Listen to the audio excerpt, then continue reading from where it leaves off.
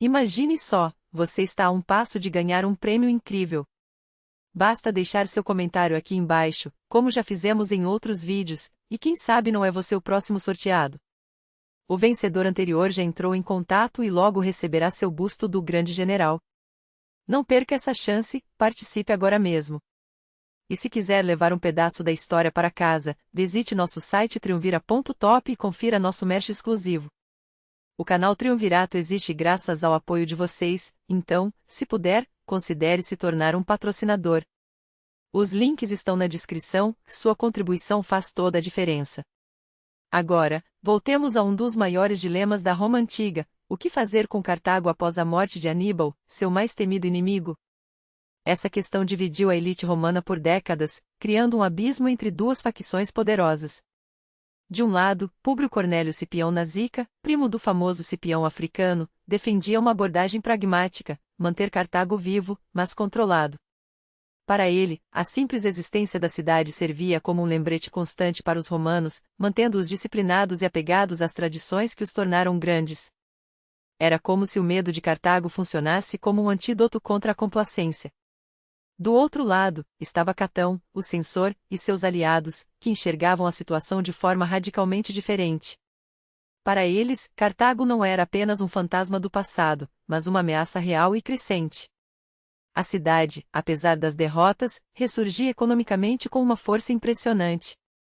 Seu porto movimentado e suas rotas comerciais disputavam espaço com Roma no Mediterrâneo, minando o domínio romano. Não se tratava apenas de vingança, era uma questão de sobrevivência. Cartago, mesmo enfraquecida, ainda respirava poder, e isso era inaceitável. Mas como Roma agia na prática? A estratégia era sutil, porém devastadora. Enquanto oficialmente mantinha um tratado de paz, Roma apoiava veladamente Numídia, reino vizinho que, ano após ano, roubava terras e recursos cartagineses. Sempre que Cartago tentava se defender, era obrigada a recorrer ao arbitramento romano, e as decisões, sem surpresa, favoreciam Numídia. Era um jogo de poder disfarçado de justiça, onde Cartago, amarrada por cláusulas humilhantes, via seu território encolher sem poder reagir. E essa dinâmica não é tão diferente dos dias de hoje. Imagine disputar uma promoção ou um desconto em uma oficina mecânica, perdendo tempo e dinheiro em negociações intermináveis. Agora, pense em ter tudo isso resolvido em 2 cliques, com transparência total.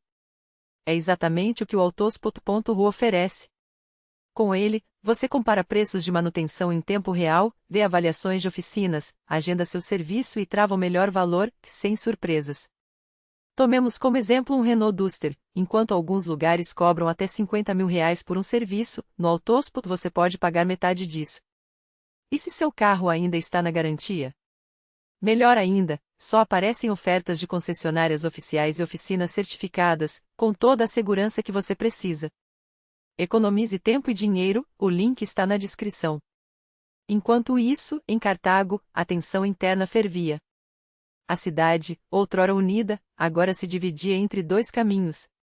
De um lado, a elite pró-Roma, liderada pela família de Aníbal, pregava a conciliação com Numídia e seu rei, Massinissa, uma rendição disfarçada. Do outro, crescia a voz do povo, cansado de humilhações. Os cartagineses comuns, sem nada a ganhar com a submissão, alimentavam um sentimento patriótico cada vez mais inflamado. Em 153 a.C., Massinissa, como de costume, provocou mais um conflito territorial. Cartago, sem alternativas, recorreu a Roma, e desta vez, a comissão enviada incluía ninguém menos que Catão. Chegar a Cartago deve ter sido um choque até para os senadores romanos mais cínicos. A cidade era um espetáculo de grandeza.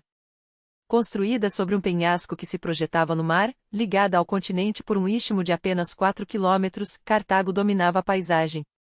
Ao leste, o Mediterrâneo; ao norte, um golfo natural; ao sul, uma lagoa separada do mar por uma fina faixa de areia. Suas muralhas, com mais de 30 quilômetros de extensão, abrigavam uma área 2 vezes maior que Alexandria. Roma, 4 séculos depois, ainda não teria atingido tal magnitude. Dentro daquelas paredes, uma civilização pulsava. Estima-se que, à véspera da Terceira Guerra Púnica, Cartago abrigava 700 mil almas, número que, mesmo com as imprecisões da época, impressiona até os historiadores modernos. Não eram só cidadãos, escravos, comerciantes, artesãos, todos contribuíam para o vibrante mosaico urbano. Mas a cidade não era uniforme. Enquanto algumas áreas próximas ao porto exibiam prédios de 6 andares, outras permaneciam vazias, como cicatrizes de um passado caótico. Originalmente, Cartago crescerá sem plano, mas no século II a.C., influenciada pela arquitetura grega, adotou um traçado geométrico, ruas retas, cruzando-se em ângulos retos, dividindo a cidade em bairros organizados. E aqui vai uma curiosidade: foram os cartagineses, e não os romanos, os primeiros a pavimentar suas ruas, que estreitas, é verdade, 6 ou 7 metros, mas resistentes o bastante para suportar séculos de história. Cartago era uma cidade de contrastes, dividida em 3 grandes zonas. No alto de um morro rochoso, a citadela de Birsa erguiam-se como uma fortaleza dentro da fortaleza, cercada por suas próprias muralhas. Aos seus pés, o novo bairro pequeno, mas densamente povoado, com casas apertadas e uma praça central próxima ao porto, onde se reunia o conselho da cidade. Já a região dos Megaras, nos arredores, era o oposto, espaçosa, verdejante, cortada por canais que irrigavam jardins luxuriantes.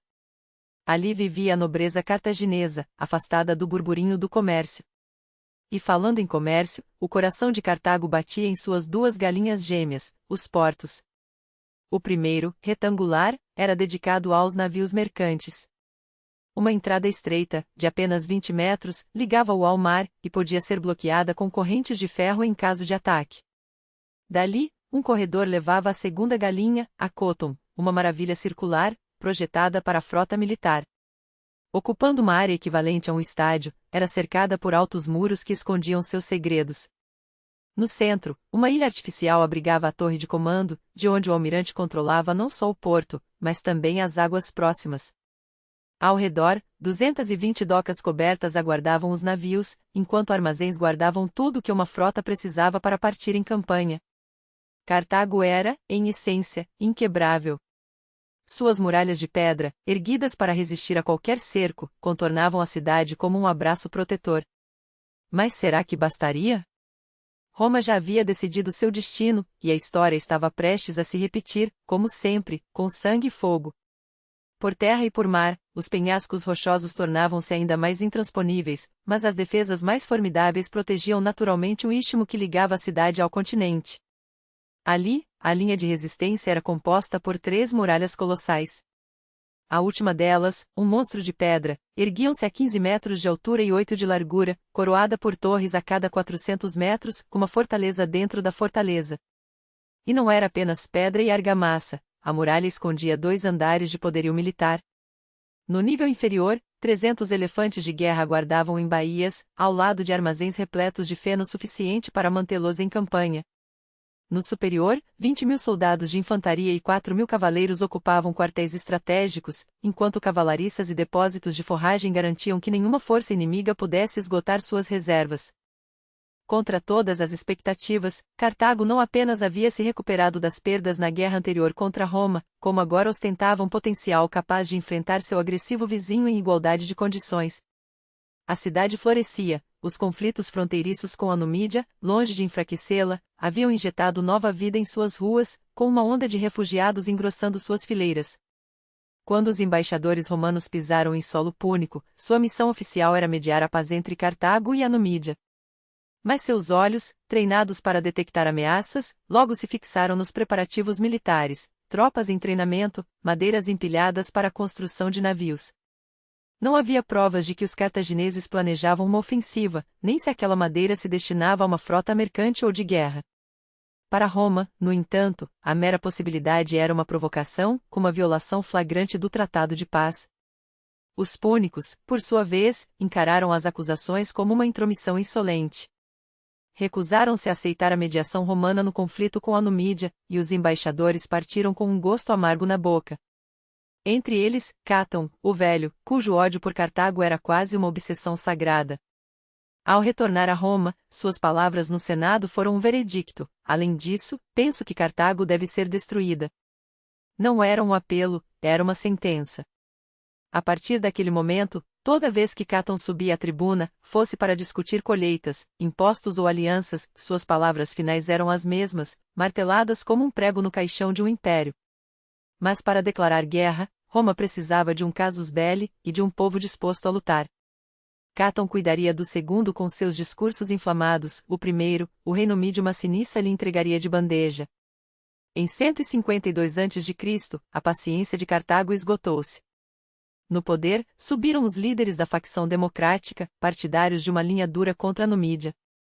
Expulsaram da cidade cerca de 40 apoiadores de Massinissa, e esses exilados, sedentos de vingança, correram direto para os braços do reino mídio. Era o pretexto perfeito. Massinissa reuniu suas tropas e marchou sobre Cartago. Desta vez, porém, os púnicos não suplicaram por arbitragem romana. Decidiram resistir sozinhos. À frente de 25.000 soldados de infantaria e 400 cavaleiros, o general Asdrubal liderou a campanha. Inicialmente, o avanço foi promissor, a cavalaria cresceu com 6.000 numídios dissidentes, e as primeiras escaramuças terminaram em vitórias. Mas Asdrubal foi empurrado para uma armadilha natural, uma planície estéril, cercada por colinas íngremes. Ali, sem alternativa, acampou e fortificou suas posições. No dia seguinte, os exércitos colidiram em uma batalha que entraria para a história. Curiosamente, entre as fileiras numídias estava Públio Cornélio Cipião Emiliano, neto adotivo do legendário Cipião Africano. Como tribuno militar, ele havia viajado até a Numídia para solicitar elefantes de guerra, e agora, por um capricho do destino, assistia ao massacre como um espectador privilegiado. Mais tarde, não sem ironia, confessaria que, embora tivesse lutado em muitas batalhas, nunca se deleitara tanto com uma carnificina. Apenas 2, além de mim, presenciaram um espetáculo como aquele, brincaria, Zeus e Poseidon, durante a Guerra de Troia. O combate arrastou-se até o anoitecer. Os detalhes se perderam no tempo, mas o resultado foi claro: Massinissa venceu. Os cartagineses, ao descobrirem que o neto de Cipião Africano estava entre os numídios, imploraram que ele intercedesse pela paz. Públio quase conseguiu, até que Asdrubal recusou-se a entregar os desertores. Sem acordo, o jovem romano partiu com seus elefantes, enquanto Massinissa sitiou Cartago, cavando uma vala para cortar qualquer suprimento. Não houve mais batalhas, mas o tempo trabalhava a favor do reino mídio. Primeiro, os cartagineses devoraram os animais de carga. Depois, os cavalos. Em seguida, as correias de couro. A lenha acabou, e eles queimaram as partes de madeira de suas armas. A fome e a superlotação espalharam uma epidemia. Os mortos apodreciam onde caíam, não havia força para enterrá-los, nem lenha para cremá-los. Quando a rendição finalmente chegou, foi em termos humilhantes. Além de entregarem os desertores e pagarem 5.000 talentos de prata em 50 anos, os sobreviventes deveriam abandonar o acampamento desarmados, marchando em fila única entre as linhas numídias. Os cavaleiros de Massinissa não perderam a oportunidade. Ceifaram os exaustos e indefesos púnicos em uma chacina sem piedade. Poucos chegaram vivos a Cartago, que entre eles, o próprio Asdrubal, o general que, sem a bênção de Roma, havia arriscado tudo. A cidade violara o tratado. Roma agora tinha seu pretexto. Mas a tática de defesa cartaginesa foi um desastre. Em vez de assumir a responsabilidade, os líderes púnicos jogaram toda a culpa em Asdrubal, declarando-o fora da lei e condenando-o à morte. Como se isso bastasse para apaziguar o Senado. O destino de Cartago já estava selado. Assim que as notícias da derrota chegaram a Roma, o recrutamento militar foi anunciado, sem revelar o alvo. Enquanto isso, os embaixadores cartagineses, desesperados, suplicavam no Senado: dai-nos uma chance de nos redimir. A resposta foi um silêncio calculado. Então, veio o golpe final. Uti, a maior cidade aliada de Cartago, traiu-a, seus cidadãos abriram os portões aos romanos, entregando a chave de um império já cambaleante. Agora, não restavam dúvidas: Cartago estava sozinha. E Roma, finalmente, poderia agir sem máscaras. O Senado declarou guerra. Não por vingança, não por glória, mas por aniquilação. O exército romano, 80.000 soldados de infantaria e 4.000 cavaleiros, foi colocado sob o comando do cônsul Mânio Manilio, enquanto uma frota de 50 quinquerremes, 100 navios leves e centenas de transportes partia sob o segundo cônsul, Lúcio Márcio Censor. As ordens eram claras e secretas: não parar até que Cartago fosse reduzida a cinzas. Quando a notícia da declaração de guerra chegou à cidade condenada, seus muros, outrora inquebráveis, tremiam não pelo impacto dos arietes, mas pelo peso de um veredicto inevitável. Roma não vinha para negociar. Vinha para pagar. A mesma mensagem que congelou o sangue dos cartagineses chegou por meio de um único mensageiro romano. Não havia tempo para organizar resistência. Cartago não tinha frota, não tinha reservas, não tinha aliados. A recente guerra contra Numídia ainda sangrava em suas memórias, e muitos alimentavam a ilusão de que, talvez, fosse possível negociar a paz. Uma nova embaixada foi enviada a Roma, carregando esperanças frágeis como vidro. Mas o Senado romano, enquanto suas legiões cruzavam o mar em direção à África, jogou com a desesperança alheia como um mestre. Entreguem-nos 300 filhos das famílias mais nobres como reféns, disseram, cumpram nossas novas exigências, e Cartago não apenas preservará sua liberdade, mas também suas terras e autonomia. As condições vagas deveriam ter soado como um alerta. Porém, a falsa promessa de um desfecho pacífico, cuidadosamente dosada pelos senadores, foi suficiente para que os cartagineses cedessem. As crianças foram levadas para a Sicília, depois enviadas a Roma. Só então os romanos revelaram a próxima etapa, os demais termos serão conhecidos após o desembarque de nosso exército na África. Não havia o que contestar. A frota romana ancorou impunemente no porto de Útica, e os legionários ergueram seu acampamento exatamente onde, décadas antes, Cipião africano havia plantado suas tendas. Uma delegação cartaginesa, tremendo de humilhação, compareceu diante do cônsul Lúcio Márcio Censorino. Cartago, em sua situação atual, não representa ameaça alguma, suplicaram. Somos nós as vítimas. Cumprimos todas as exigências. Por que, então, esta armada diante de nossos muros? A resposta foi um golpe cerceador: se desejam realmente a paz, entreguem todo o armamento da cidade.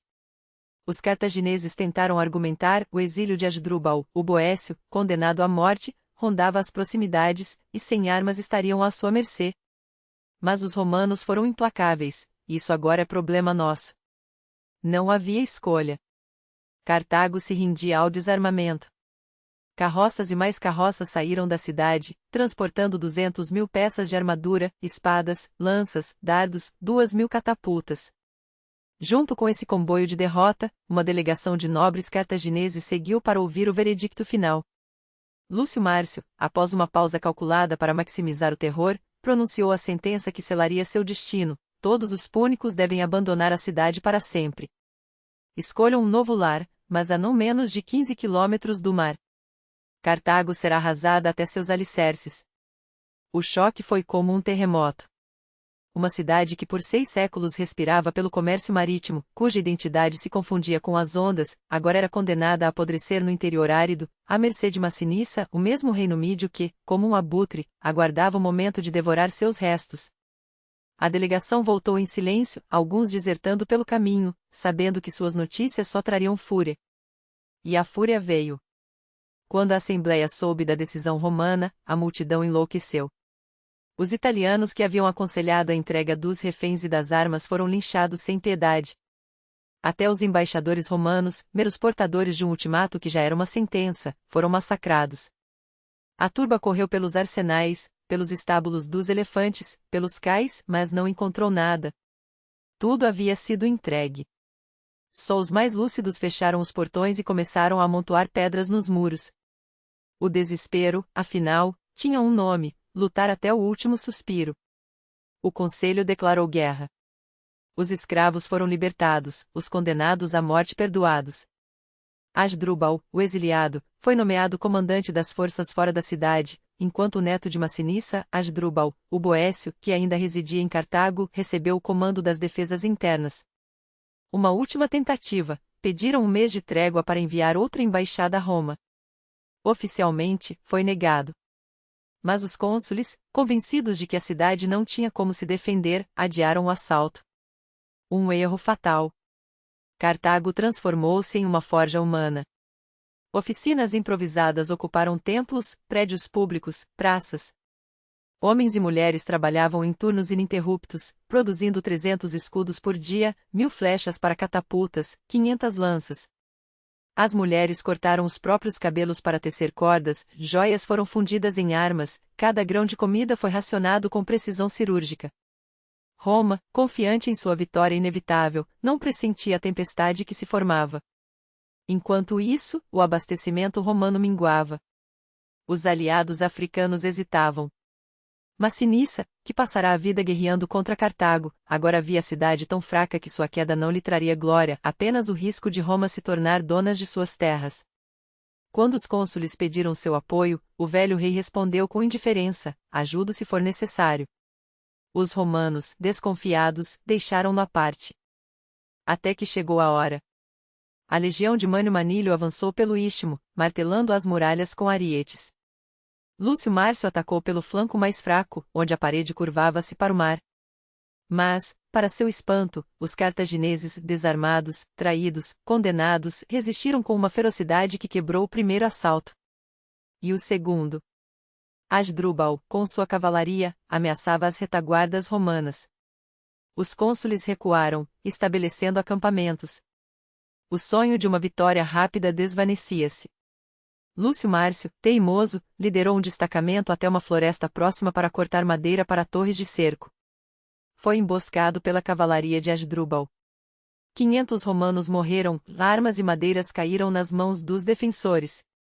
Nova tentativa de assalto, novo fracasso.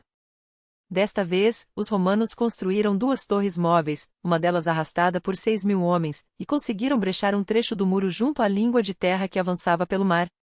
Pelas frestas, avistaram as ruas de Cartago. Quase. Mas os cartagineses, em vez de recuar, contra-atacaram com uma chuva de projéteis e fogo. Os romanos, expostos, foram empurrados para trás. A brecha ficou vazia, exceto pela determinação daqueles que juraram morrer antes de ceder. Com a queda da noite, os cartagineses agiram com a urgência de quem sabe que o tempo é seu último aliado. As brechas nos muros, ainda abertas como feridas, não resistiriam a outro assalto romano ao amanhecer. Homens, mulheres e até crianças, uns armados com espadas e lanças, outros apenas com tochas e pedras, lançaram-se para fora das muralhas em uma investida desesperada. Enquanto a escuridão ainda os protegia, atearam fogo às torres de cerco romanas, reduzindo a cinzas os engenhos que ameaçavam sua cidade. O fogo dançava alto, iluminando o pânico nos rostos dos soldados romanos que, pegos de surpresa, não tiveram tempo de reagir. Quando o sol nasceu no dia seguinte, os invasores encontraram não uma vitória fácil, mas uma armadilha. Os romanos, cegos pela arrogância, avançaram pela brecha ainda mal consertada e foram recebidos por uma parede humana.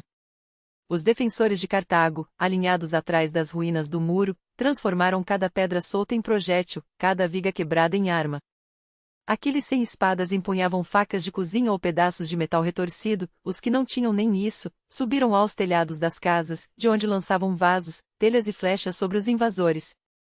Os romanos, convencidos de que sua posição era inatacável, foram arrastados para dentro da brecha e então, esmagados. O sangue escorria pelas pedras enquanto os cartagineses, gritando o nome de sua cidade, os expulsavam de volta ao campo aberto, deixando para trás centenas de corpos e uma humilhação que ardia mais que as chamas da noite anterior. Só não foi um desastre total porque Públio Cornélio Cipião Emiliano, o mesmo que já salvara Roma de outras vergonhas, previra o pior. Enquanto seus companheiros se atolavam no caos, ele mantivera suas legiões em formação, próximas à brecha, prontas para fechar a armadilha antes que os romanos fossem aniquilados. Mais uma vez, sua fria precisão evitou o colapso. Mas a iniciativa, agora, pertencia aos cartagineses. E eles não a desperdiçariam. Quando o vento soprava a seu favor, lançavam contra a frota romana barcos carregados de enxofre e piche em chamas, transformando o mar em um inferno. Navios inteiros foram consumidos, afundando com suas tripulações ainda a bordo. Os romanos, acostumados a dominar as águas, viram-se reduzidos a espectador de sua própria destruição. E quando Lúcio Márcio, um de seus generais, partiu para Roma no final do ano para organizar eleições, os cartagineses aproveitaram a brecha não no muro, mas na liderança. Em uma noite sem lua, infiltraram-se no acampamento romano, atravessaram a vala defensiva e começaram a demolir as estacas da calçada.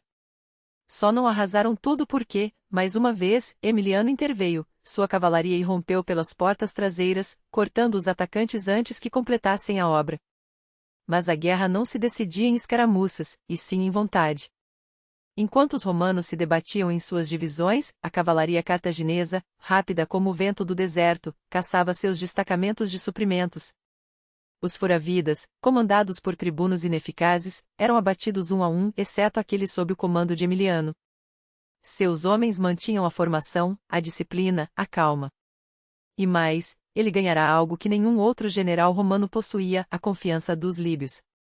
Enquanto seus pares saqueavam e massacravam as aldeias locais, Emiliano oferecia passagem segura aos camponeses que se rendiam. O resultado? As populações, antes neutras ou hostis, agora só negociavam com ele. A lealdade se comprava não com sangue, mas com respeito. E então veio a campanha ao sul de Cartago, um desastre anunciado. Manlio, teimoso, insistiu em atacar uma cidade costeira próxima ao Golfo de Túnez, onde as tropas de Gásdrubal esperavam em emboscada. Os terrenos eram traiçoeiros, ravines profundas, colinas íngremes cobertas de vegetação densa, cada elevação já ocupada pelo inimigo. Emiliano advertiu, era uma armadilha. Mas no conselho de guerra, a voz da razão foi afogada pelo clamor dos que clamavam por glória fácil. As legiões avançaram e foram engolidas pela terra. Os cartagineses, conhecedores do terreno, recuaram para as alturas, de onde desferiam flechas e pedras sobre os romanos atrapalhados. Quando estes tentaram retroceder, depararam-se com um rio a atravessar. Na confusão da travessia, as fileiras se desfizeram. Gásdrubal atacou. 3 tribunos militares, os mesmos que haviam insistido no ataque, caíram mortos nas águas turvas. O resto da infantaria, desorganizada, estaria perdida não fosse, mais uma vez, a intervenção de Emiliano. Reunindo toda a cavalaria disponível, ele cobriu a retirada, permitindo que os sobreviventes alcançassem a margem oposta em desordem, mas vivos. O caos foi tão grande que uma coorte inteira se perdeu no meio da batalha, separada do grosso das tropas. Refugiados em uma colina, cercados pelos cartagineses, foram esquecidos até que o exército romano, já a salvo, percebeu sua ausência. Resgatá-los parecia suicídio, a posição era inacessível, o inimigo, numeroso. Mas Emiliano não hesitou. Com alguns esquadrões de cavalaria, explorou as falhas do terreno, forçou os cartagineses a recuar e abriu caminho para a infantaria sitiada. Quando os soldados, exaustos, emergiram do cerco, olharam para ele não como um comandante, mas como um salvador. Agora, falava-se dele como falavam de Cipião africano. Os legionários sussurravam que os mesmos deuses que guiaram seu avô agora o protegiam. Um ano de guerra havia passado, e o Senado romano, inquieto, exigia respostas. Uma comissão foi enviada à África e o único nome que saiu ileso das críticas foi o de Emiliano. Até Manlio, seus rivais e os tribunos que antes o desacreditavam agora o louvavam. Não houve recompensas extravagantes, nem triunfos. Mas uma decisão foi tomada, era a hora de chamar Massinissa. O velho rei da Numídia, com seus 90 anos de astúcia e ferro, ainda era a única força capaz de equilibrar a cavalaria cartaginesa. A ironia! Quando a embaixada romana partiu em sua direção, Massinissa já estava morto. E em seu testamento, deixará um presente envenenado, a divisão de seu reino deveria ser decidida por Cipião Emiliano. 3 filhos legítimos, dezenas de bastardos e o destino da Numídia nas mãos de Roma. Emiliano não desperdiçou a oportunidade. Distribuiu títulos, terras e riquezas de forma a fragmentar o poder numídio. Os 3 herdeiros oficiais receberam o trono, mas dividiram as rendas, as tropas e as fortalezas. As sementes da discórdia foram plantadas. Agora, a Numídia nunca mais seria uma ameaça unificada. E quando seus cavaleiros, os melhores da África, finalmente se juntaram às legiões, o cerco a Cartago ganhou um novo e mortal ímpeto. Os cartagineses, que até então resistiam fora dos muros, viram seu último refúgio desmoronar. Sem aliados, sem suprimentos, com seus campos arrasados e suas cidades reconquistadas uma a uma, agora enfrentavam não apenas Roma, mas a traição daqueles que antes os serviam. E no comando de tudo, um homem cujo nome já ecoava como uma maldição entre as ruínas de Cartago, Cipião Emiliano. As ruínas de uma torre abandonada, transformando em um posto avançado de onde podiam observar os movimentos dentro da cidade. Não era uma vitória, mas era um sinal. Cartago, outrora inexpugnável, agora tremia sob o olhar penetrante de Roma. Enquanto isso, dentro dos muros, a desconfiança corrói os cartagineses como um veneno lento. Asdrúbal, o boetarca, homem que já fora a voz suprema da resistência, viu sua autoridade desmoronar em um único instante de hesitação. Acusado de trair os interesses da pátria, de negociar com o inimigo às costas do povo, ele se viu diante de uma multidão enfurecida, cujos punhos cerrados falavam mais alto que qualquer tribunal. As palavras de acusação, lançadas como facas, o deixaram paralisado. Não houve defesa. Não houve clemência. Em questão de minutos, o homem que comandará as últimas esperanças de Cartago foi esmagado sob os bancos do conselho, seu sangue misturando-se ao mármore que um dia simbolizara o poder púnico. A notícia da morte de Asdrúbal não demorou a cruzar o Mediterrâneo. Em Roma, onde o descontentamento com a guerra prolongada já fermentava nas tabernas e nos fóruns, o povo clamava por um fim, e esse fim tinha um nome: Cipião Emiliano. Não era apenas um general. Era o herdeiro de uma lenda. Neto de Lúcio Emílio Paulo, cujo corpo jazia entre os mortos de Canas, e filho adotivo de Cipião Africano, o homem que humilhou Aníbal em Zama, ele carregava no sangue a missão de apagar Cartago do mapa. Mas o que poucos sabiam era que, antes de se tornar o terror dos cartagineses, Públio Cornélio Cipião Emiliano quase foi um fracasso aos olhos de Roma. Sua juventude não prometia glória. Enquanto outros jovens patrícios treinavam a espada e disputavam cargos no Senado, ele se perdia entre livros e caçadas, indiferente às ambições que moviam sua classe. Seu temperamento tranquilo, quase apático, fazia com que os mais velhos murmurassem: o sangue dos Emilianos se esvaiu nele. Até que um grego mudou tudo. Políbio, historiador e diplomata, chegou à casa dos Sifões como um hóspede casual, talvez para tratar de algum manuscrito, talvez por acaso. Mas quando o jovem Emiliano ouviu falar, algo despertou. Aquele homem, que conhecera reis e generais, que dominava a arte da guerra e a sabedoria dos filósofos, tornou-se mais que um mestre, tornou-se um espelho. Você pode ser mais do que eles esperam, disse-lhe Políbio em uma daquelas noites em que o vinho e as palavras fluíam livres. Mas primeiro, precisa querer. E Emiliano quis. Em 5 anos, o mesmo jovem que evitava o fórum passou a frequentá-lo diariamente, não para cumprir protocolos, mas para conquistar aliados. Abandonou os banquetes ociosos, trocou a indolência pela disciplina férrea. Treinou o corpo até a exaustão e a mente até a precisão. Quando os espanhóis desafiaram um romano para um duelo, foi ele quem aceitou e quem deixou o adversário caído na poeira.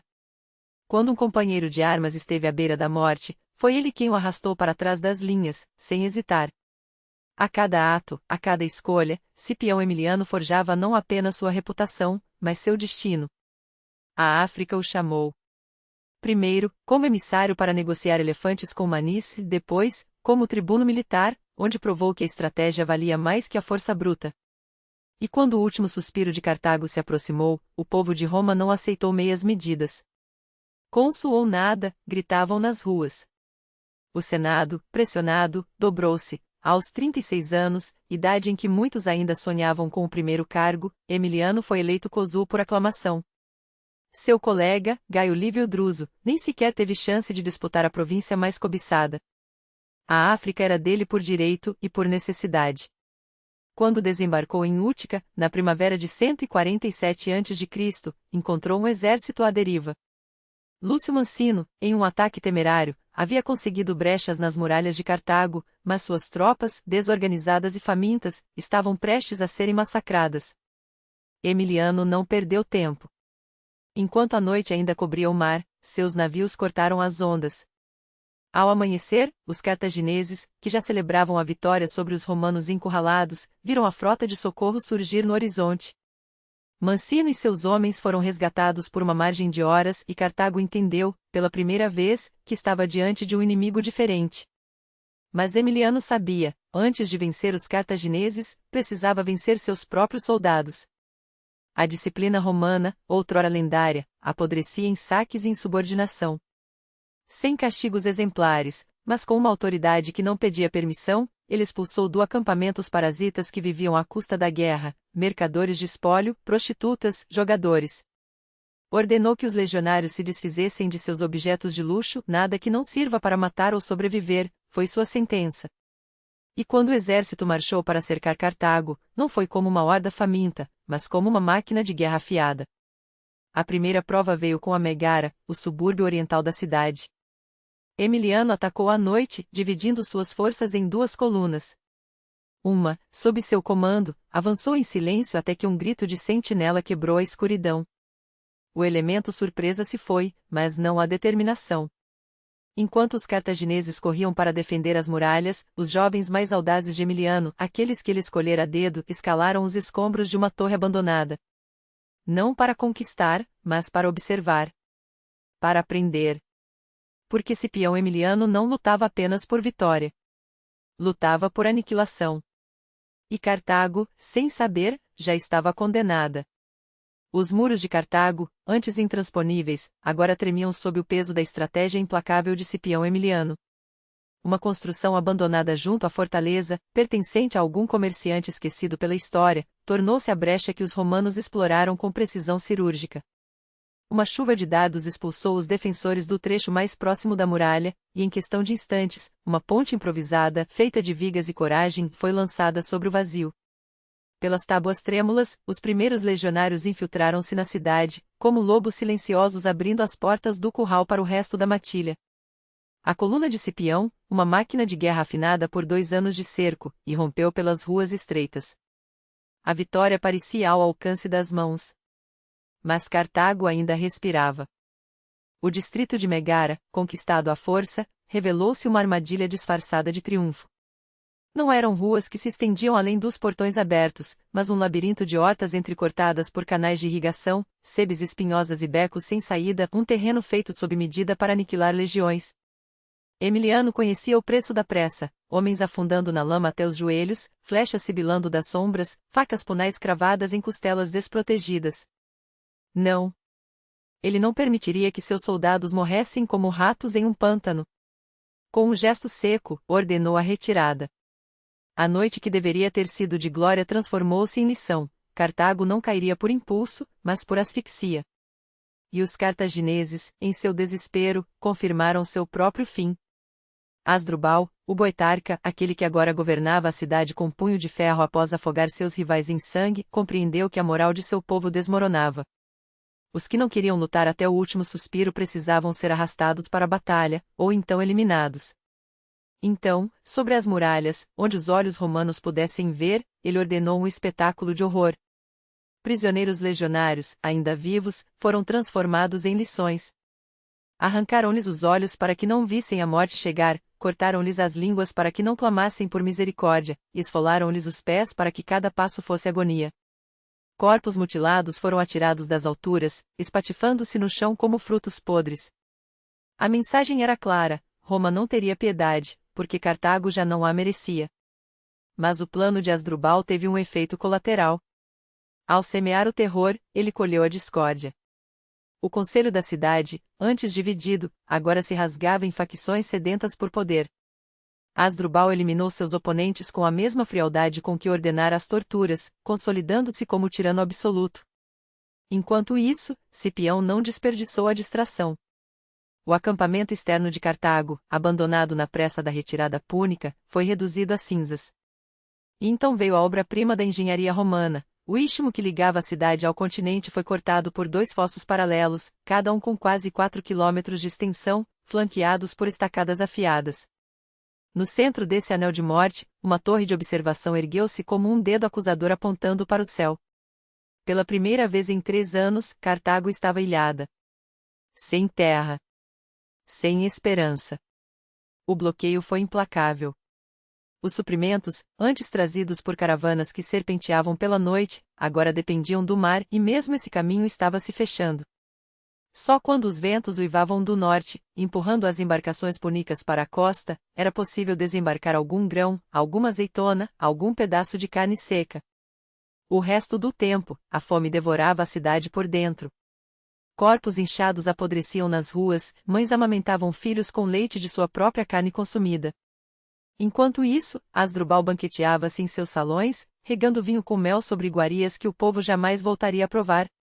Cipião, porém, não se contentaria com a rendição pela fome. Ele queria o mar. Ordenou que uma barragem fosse erguida na entrada do porto, selando a última artéria de vida de Cartago. Os cartagineses riram. Loucos, murmuravam, observando os legionários arrastarem pedras e madeira sob o sol escaldante. Mas Roma não construía impérios com mãos preguiçosas. Dia e noite, sob chicotes e gritos de centuriões, a da barragem crescia, tábua por tábua, até que a água parou de fluir. O porto, outrora orgulho do Mediterrâneo, tornou-se uma armadilha. Foi então que Cartago revelou seu último segredo. Em silêncio, sob a cobertura da noite e do desespero, homens, mulheres e crianças escavaram um novo caminho para o mar, um canal oculto onde as águas eram profundas demais e os ventos, traiçoeiros demais para que Roma pudesse bloquear. Quando a barragem ficou pronta, os cartagineses já tinham 50 quinquerremes prontos para partir, além de dezenas de navios menores, construídos com madeiras arrancadas de templos e casas. Ao amanhecer, o porto vomitou sua frota como um dragão cuspiu fogo. Os romanos ficaram paralisados. Por um instante, a vitória púnica pareceu possível. Se tivessem atacado ali, naquele momento, com o inimigo ainda atordoado, os navios romanos desguarnecidos, poderiam ter queimado a frota adversária e reescrito a história. Mas os almirantes de Cartago, cegos pela euforia, contentaram-se em exibir suas velas ao vento, como pavões orgulhosos de suas penas. Quando voltaram no dia seguinte, encontraram Roma preparada. A batalha naval que se seguiu foi um duelo de titãs. Remos quebrando como ossos, proas estraçalhando cascos, homens jogados ao mar para afogarem-se em seu próprio sangue. Até o pôr do sol, nenhum lado cedia. Mas então, no crepúsculo, os cartagineses cometeram um erro fatal. Ao recuar para o porto, seus navios mais leves, ágeis demais, bloquearam a entrada, empurrados pela maré e pelo pânico. Os romanos não precisaram de uma segunda chance. Com foices e machados, destruíram o que restava da frota inimiga.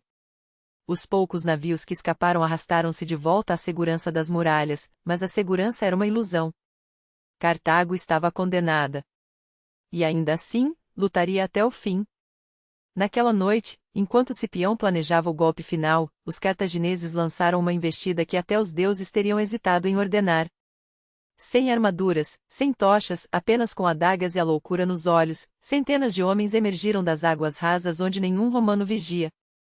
Nadando como demônios, arrastando-se pela lama, eles atacaram as máquinas de cerco antes que estas pudessem ser acionadas. Os romanos, surpreendidos por aquela ordem ensandecida, recuaram em pânico. Cipião, vendo suas fileiras desmoronarem, desceu do cavalo e, com a própria espada, cortou o caminho dos fugitivos. Morram aqui ou morram lá, rugiu. E muitos morreram ali mesmo, sob o aço de seus próprios irmãos, até que a disciplina fosse restaurada. O verão chegou, e com ele, a certeza de que não haveria mais escapatórias. As cidades púnicas da África já haviam caído, Cartago estava sozinha. Hasdrubal, finalmente compreendendo o abismo que se abria sob seus pés, tentou negociar. Ofereceu-se a render a cidade em termos honrosos. Cipião ouviu a proposta com o mesmo desdém com que se ouve o choro de um condenado. Vocês nos desafiaram por 3 anos, disse o general romano, os olhos tão frios quanto o aço de sua lorica. Agora, queimarão por 3 dias. A resposta de Hasdrubal foi um juramento. Invocando os deuses de Cartago, ele declarou que preferia ver sua cidade reduzida a cinzas a entregá-la viva aos romanos. Que o fogo purificasse suas ruas, que as chamas fossem seu sudário. E assim, na primavera de 146 a.C., quando a fome e a peste já haviam ceifado metade da população, Cipião deu a ordem que ecoaria pela eternidade. Destruam-na.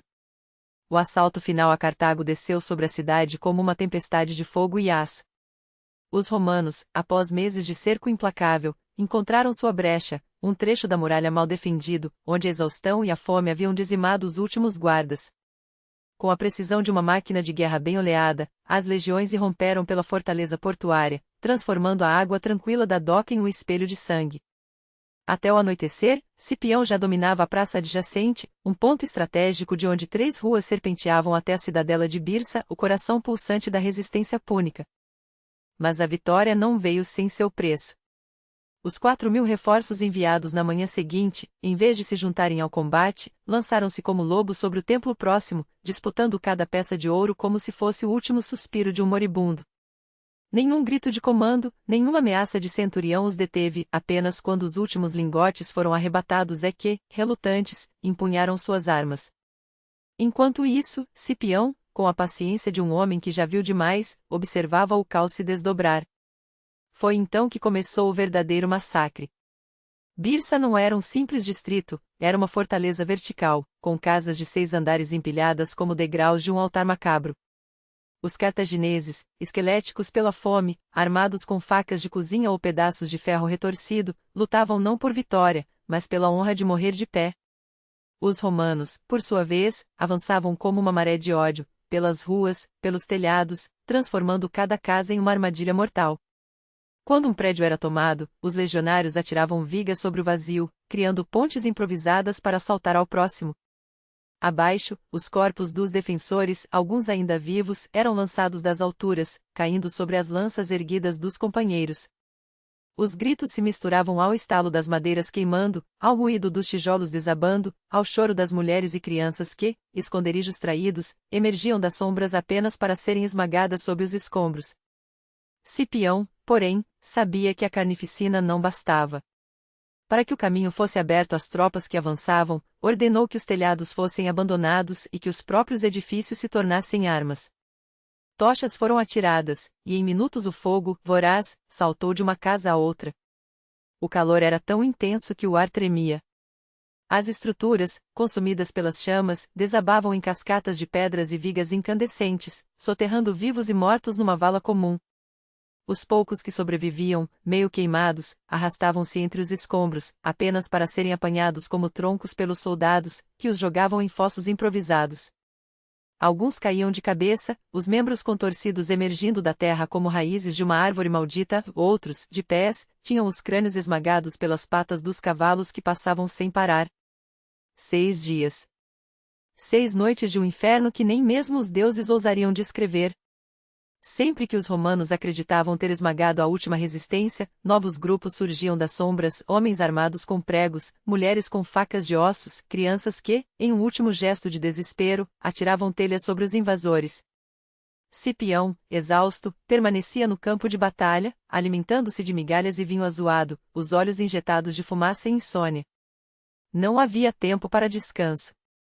Não havia espaço para piedade. Foi apenas no 7º dia que os deuses de Cartago, finalmente, pareceram se compadecer.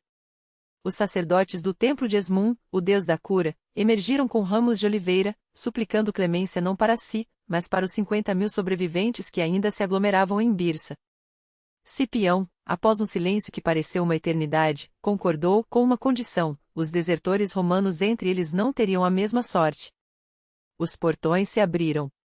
Uma procissão de espectros, homens e mulheres reduzidos às sombras de si mesmos, arrastou-se para fora, apenas para serem acorrentados e marcados com o ferro do cativeiro.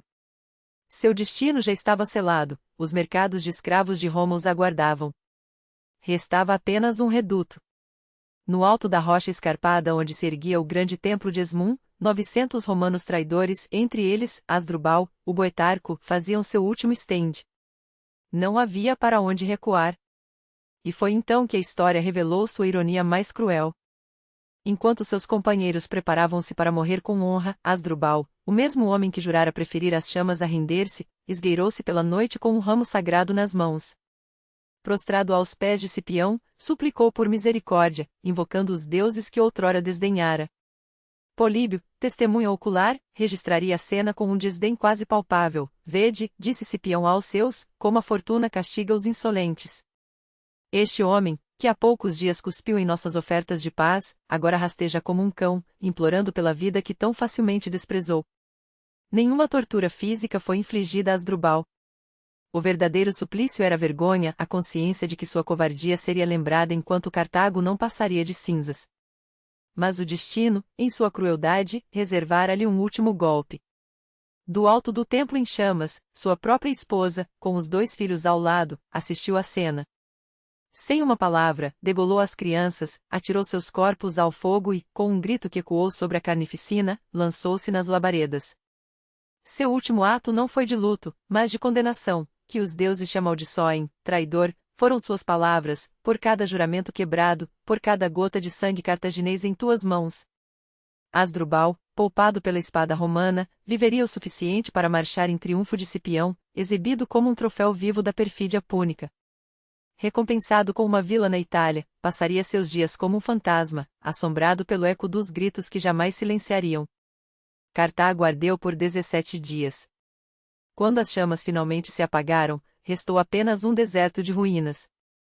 Cipião, parado diante do que fora uma das maravilhas do mundo, sentiu algo que nem mesmo a vitória poderia apagar, um peso no peito, uma premonição sombria.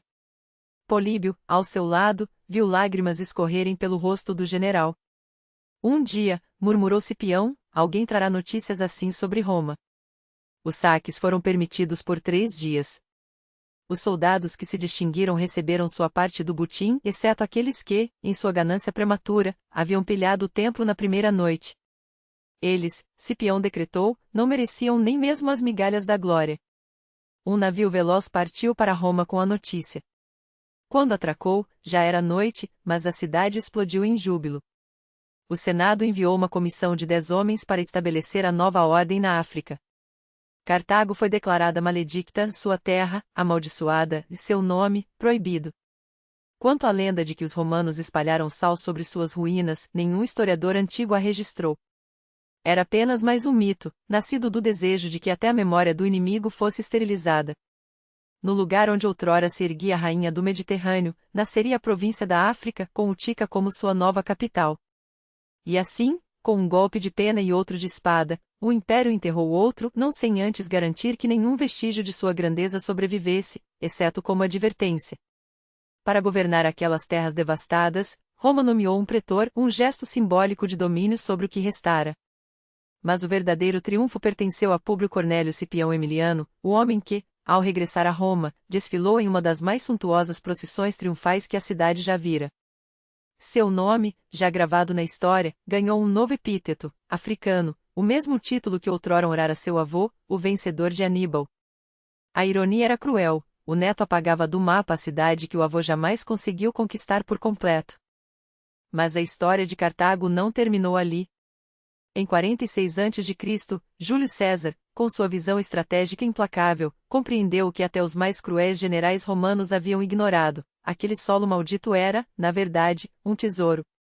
Sua localização era inigualável, um porto natural que dominava as rotas entre Oriente e Ocidente, terras férteis que prometiam riqueza. Tentativas de repovoar o local já haviam sido feitas antes, mas coube a Otaviano Augusto, filho adotivo de César, transformar o sonho em realidade. Sob suas ordens, surgiu Colônia Júlia Cartaginense, erguida sobre as cinzas da antiga rainha púnica, com suas ruas retas e quarteirões quadrados, um tabuleiro de xadrez de pedra que simbolizava a ordem romana sobre o caos cartaginês. No entanto, o novo nome não pegou.